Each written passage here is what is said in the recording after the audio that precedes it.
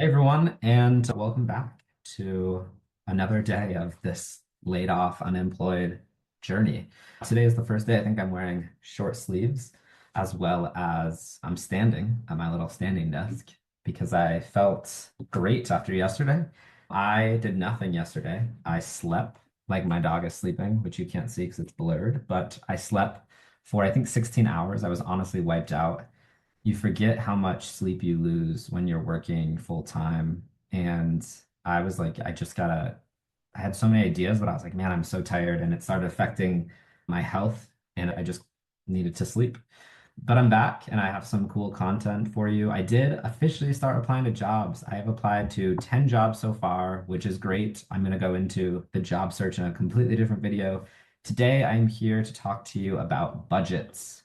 I've mentioned it a few times in other videos, so I'm excited to share with you. What I've done is I've written down a few different budgeting methods that I'm familiar with, that I've heard about. I'm not going to go super deep into the extent of how to use them. I'm just going to call them out and explain a little bit about what I know about them.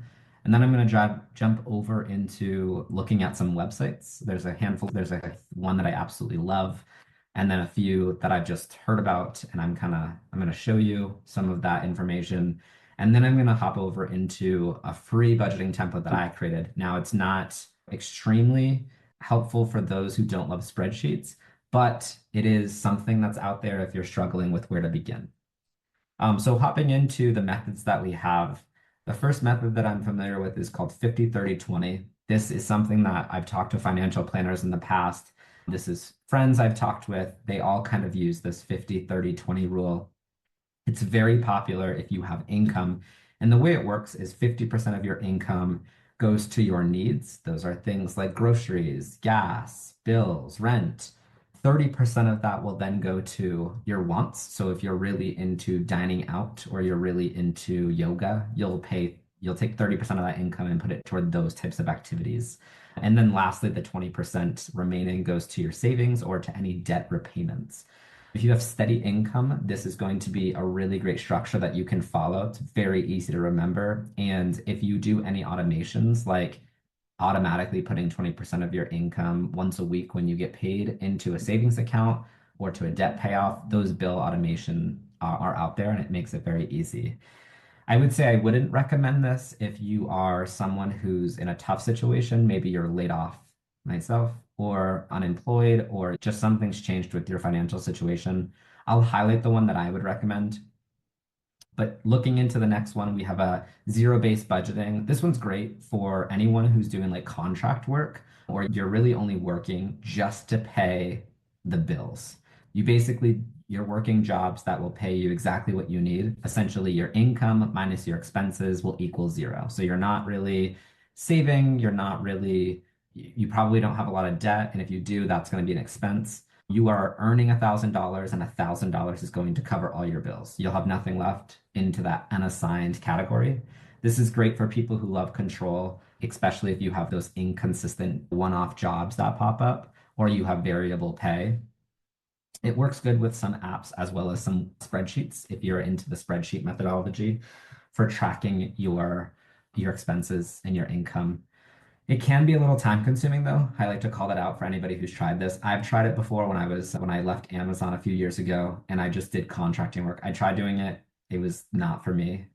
The next one that I want to talk about is called the envelope system. I'm sure you've heard about this, seen it in movies, or heard about it in theory. My mom actually used to do this when I was younger, and it's a really cool way to essentially think like a cash mind. Instead of using debit cards or credit cards, you essentially take your income, cash the check, and then you take that cash and you put it into various different envelopes. So maybe you'll have an envelope with groceries, maybe you'll have an envelope that says gas or dining, rent, and you're putting physical cash into each one of the envelopes. And so once that envelope has that money in it and the bill is time to pay, you grab the envelope, you pay it. If you've ever seen, now I'm blank, Shameless, if you've ever seen the movie Shameless, they actually did this, I think, in season one, and used the envelope system where the entire family came together and tried to like put money into envelopes of what exact bills were coming up and that they had to pay. And then you can have an extra one for like savings or a rainy day fund. It's great for people who have impulse issues. If you're like, ooh, I see the money in my debit card, I'm going to go spend it online. This can be a great methodology. And then those physical envelopes really work well for cash earners or for people who love to use cash.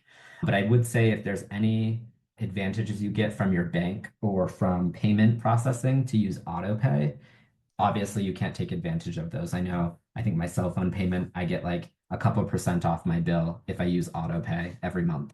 That wouldn't work in this situation. The next one I want to talk about is called Pay Yourself First. So this one is, I like to think of it like treat yourself. If you've ever seen Parks and Rec, they have one day a month, one day a year where you just treat yourself. So pay yourself first.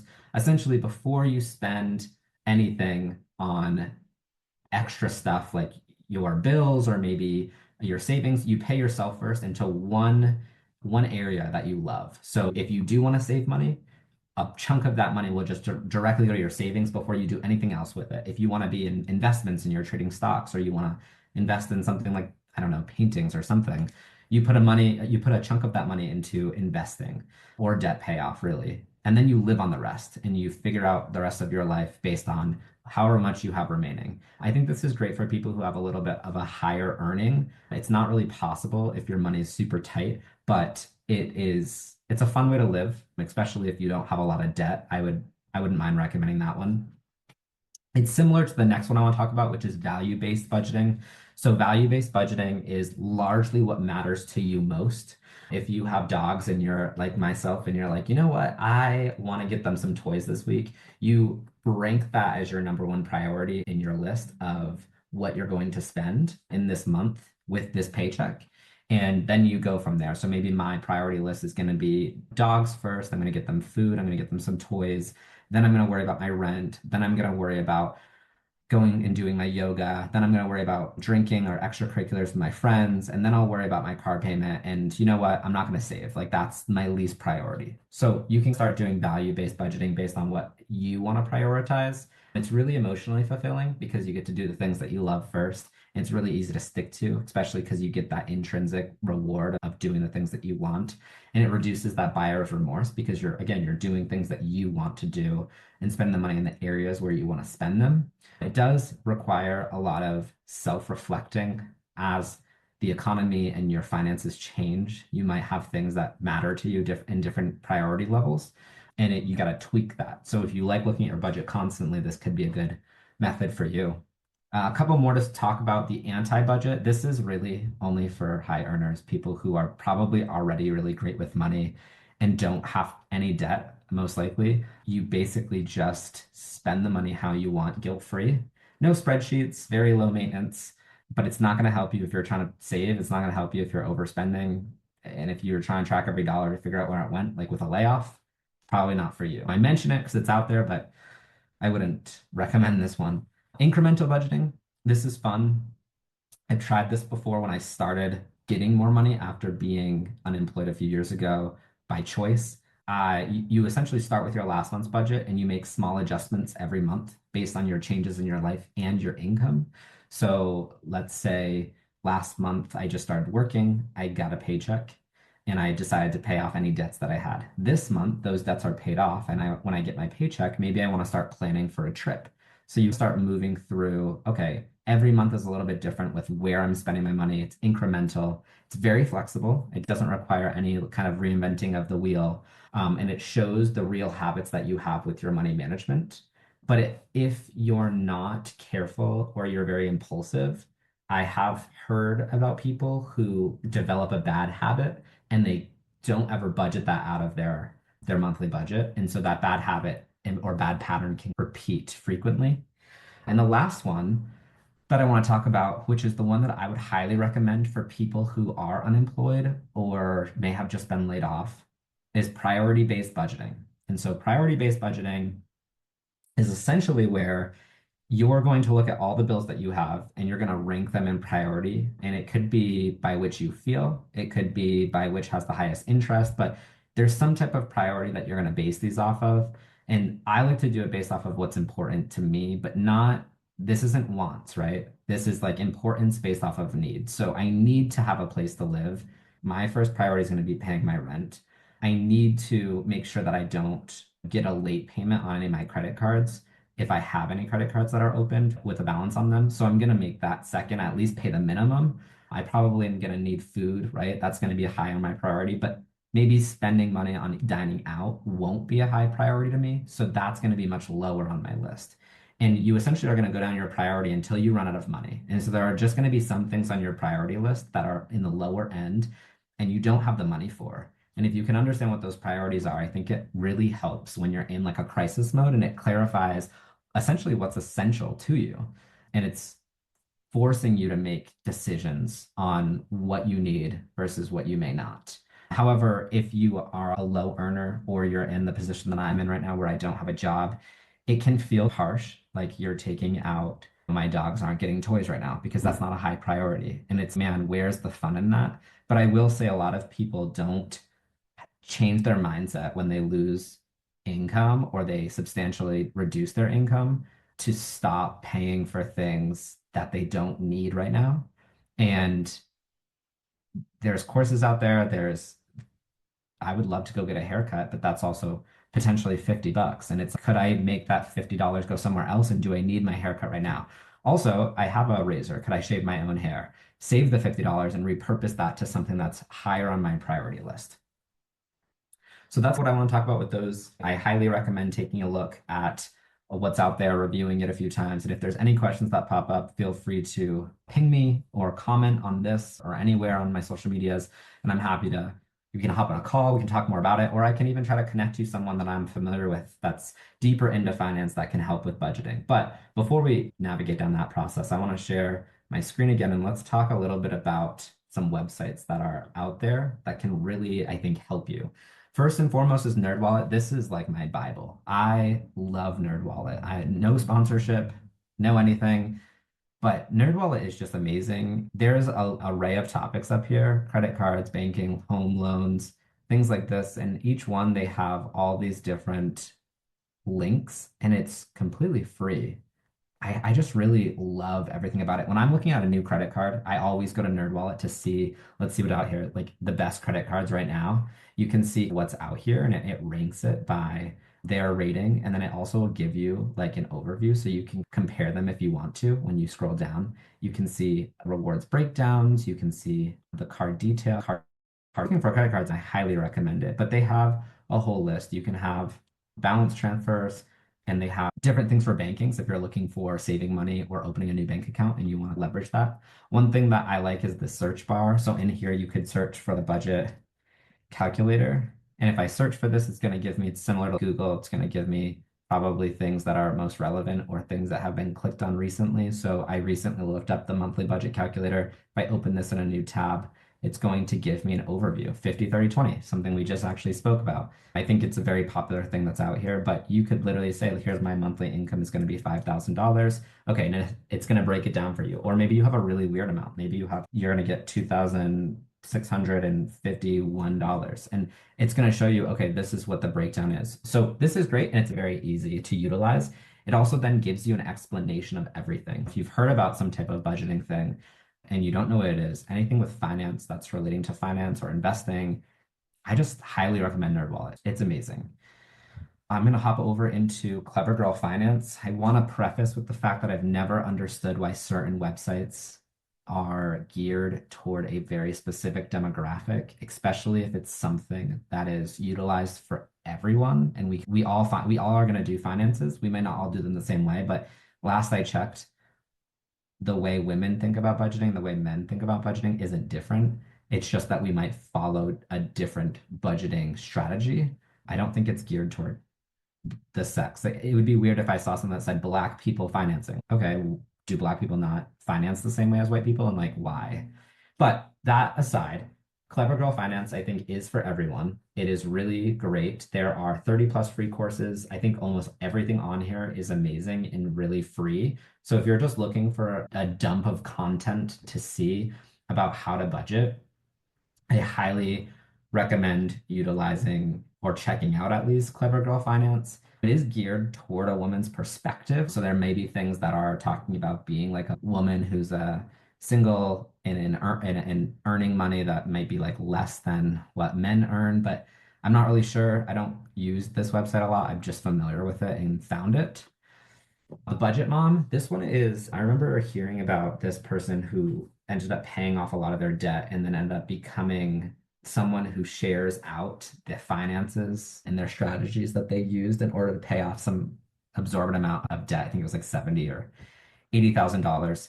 And I never bought the book, but there's a book that was essentially created about this. And it does walk you through a lot of really interesting topics about how to pay off debt and work on a budget.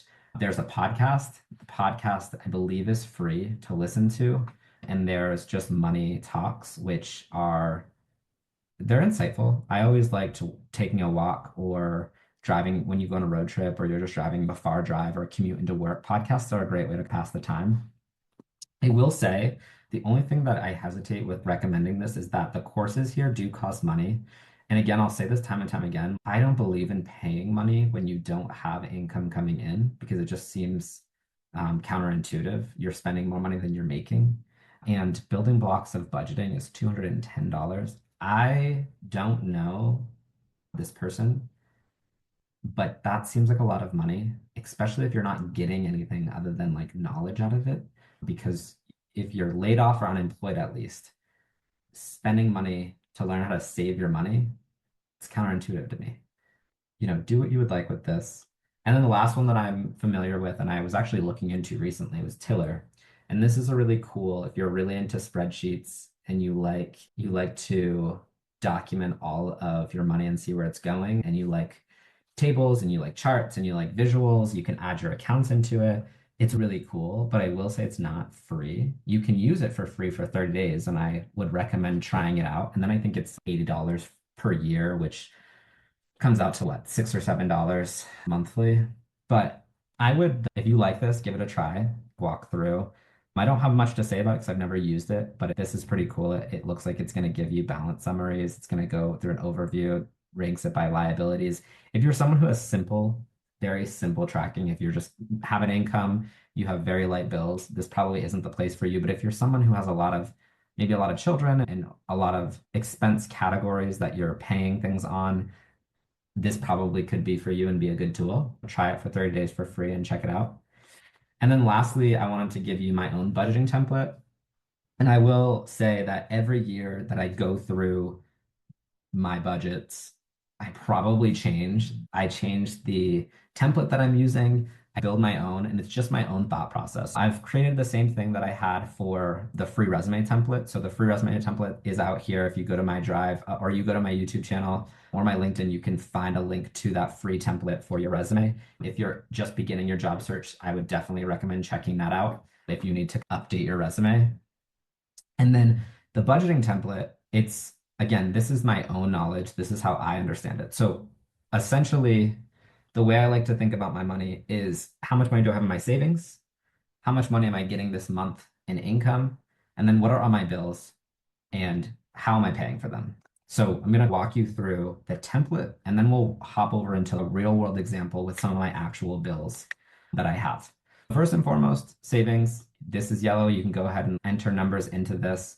Monthly income, you can go ahead and enter your amount that you'll have inside of there. And then you could just start listing your bills and potentially the dates on which you're going to pay them.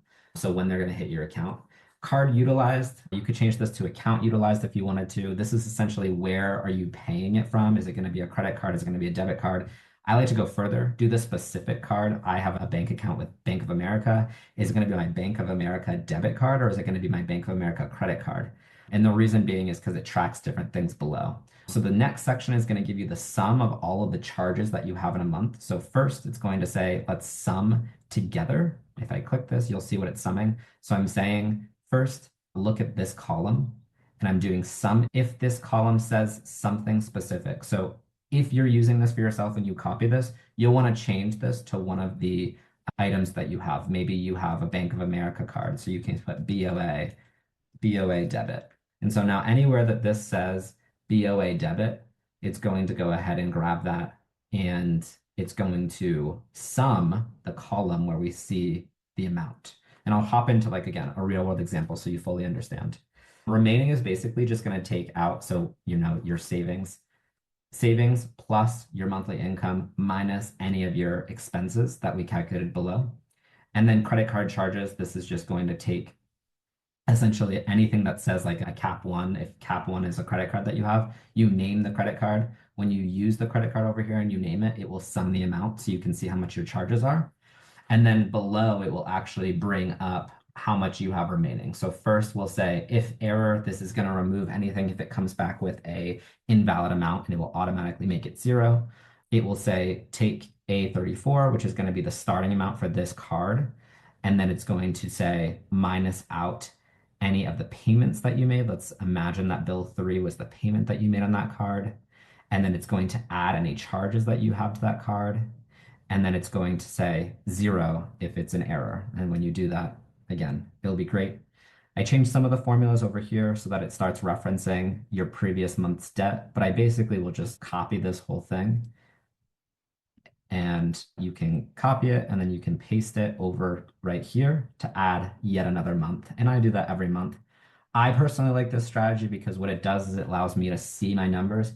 It is manual. I understand that. It's not automated. I don't talk about apps in this video because a lot of the apps end up asking you to pay money, and I don't think that you should pay money to track your own money. It's very easy. It's very free.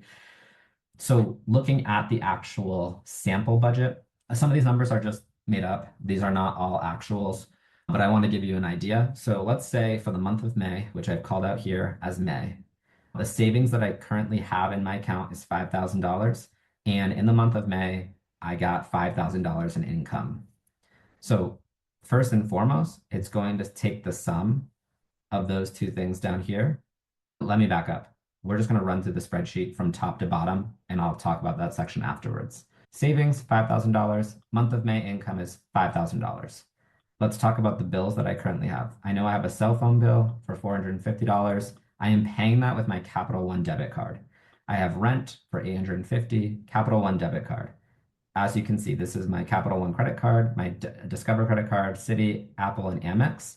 Some of them don't have payments that I need to make, but let's just imagine that I'm making the total combined of these payments, and I'm all paying it from my Capital One debit. That is where that income went or where I'm keeping my savings. So that's the bank that I'm pulling it out of. I also have some additional bills that I'm going to be paying on. I sometimes will write the charge that I have of what credit card, but you can also put that over here so we can delete some of this out if we don't need it. I have car insurance, I have a storage unit, I use Stock Fetcher, I really enjoy it. Gym membership, you can see some of the other stuff that I do. These are all the payment amounts that I'm actually paying. These are real numbers. And I like to capitalize on getting the most points on my Amex. So because I pay it off every month and I don't have a balance going over month to month in most cases, I just leverage my Amex so that I can maximize my points in those spending categories. For the sake of this example, it's going to look like I do carry a balance over, but that's just to show you how the spreadsheet works. So let's talk about that sum again. In this section, we're going to sum basically if. So we're going to look at where I say Capital One debit in column D. I'm going to sum those numbers. So essentially, I've used Capital One debit on these 5 line items, and I'm going to sum these 5 things. And below, you can see the sum down here in the bottom right-hand corner of 3,677, which is equal to that sum in column or cell C25, where I'm currently highlighting. Remaining is going to take, again, the sum of my savings plus the sum of my income. That's how much money I have in this month. And it's going to minus out any of those expenses, which we've called out right here. And we could change this from sum to just like sum of expenses to make it clearer, sum of expenses. And then I'm going to go through and run and say, what did I charge to my credit cards, which I've not added any charges to these 4 cards. I paid everything with my American Express, which came out to $997.95. On the below, we're going to talk about our debts. So the starting amount that I had on my Capital One was $177. I ended up, if you look at the formula, I said, if error quickly, grab the starting amount that I had on my card. I'm going to minus out any payments that I made on my card, which is on row 6. I made the payment of $177. And I'm going to add in any expenses, which is in this section down here where I have my Capital One charges, and I didn't add any. And then I'm going to go ahead and hit enter. And now I have no more remaining balance on my Capital One card. I do have a remaining balance on my Discover card and I have a remaining balance on my American Express card. So we'll hop over into June and it says now we've taken the number that remains as part of our savings from the previous month. That is currently what we have in our savings. And because I'm unemployed at this point moving forward, I don't have any income. So I have to rely strictly on that $6,300. What I have upcoming in June, I didn't take all of these expenses because I just wanted to show if your expenses change month over month. In this month, we're assuming that I only have a car payment and I only have student loans that I due. This is a really great way if you're using like May and you get paid weekly. You could do May week 1, May week 2, and each section, this whole section would be May week 1, this whole section would be May week 2, and you can break it down by different bills that you have in each one. And then you can copy all of the May sections over into June and rinse and repeat however you understand or see best fit. But here I have my car payment, I have my student loans. Both of those are going to be paid from my debit account because it's where I keep my savings and I don't have anything else to use. I don't want to put those on credit cards and assume interest if I don't have to. Plus, I don't get any additional points or cash back for using those cards on these two expense categories. And then I don't have anything to pay on my Capital One, so I didn't make a payment. I chose to make $500 on my Discover and $500 on my Amex. And that brings my total sum for the month to $1,800. That's how much I'm going to have in expenses. That will leave me $4,500. And then I have remaining on my Discover, which we can take out these starting amounts actually. What I'll have remaining on my Discover card is going to be $500, and I'll have remaining my Amex 12 or almost $1,300. And again, you can grab this whole thing, and I'll actually show you. You just grab that, copy it, and then we can go ahead and paste it. And then what we'll just do is we'll update for July. We'll take this. It's already copying down here. I'm pointing as if you can see my finger. I love that. It's already copying from the previous month, so we have $4,500 remaining. And then we can go ahead and say, okay, we know our bills from the previous month are going to be all the same. So we can grab all of this, copy it, and just paste it over here. And then maybe the accounts that we're paying out of is going to be different. I know this is going to be 0. So we can go ahead and move that over. Discover only has 500 left. And let's just pay off the Amex. We'll do, what is it, 1297 or something. That is not going to leave us with a lot left in our savings. And then we're going to have to figure out how to stretch that. Hopefully by July, we have some income coming in. Maybe we did some odd jobs and we added $2,000, makes things a little bit easier. As you can see, it just calculates very easily. So if you like this idea or you just need somewhere to start, this is a great tool to utilize. If you want to, it's completely free. I don't think it's very tough to understand, but if it is, feel free to just comment, reach out, let me know. And I'm happy to go further into depth with explaining any of that. Yeah, that's all I wanted to cover today. So if there's any questions, let me know. Please follow, subscribe below, and follow my other social medias for more tips and tricks. And I'll continue making video series for you all. Thank you.